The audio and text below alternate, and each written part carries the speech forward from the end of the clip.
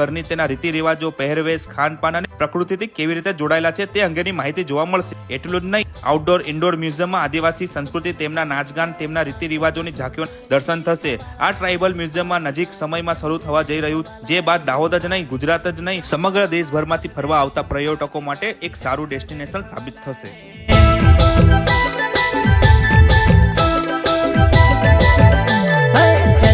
जल जमीन काज पूजे रे, आदिवासी दुनिया ने रखवाला रे।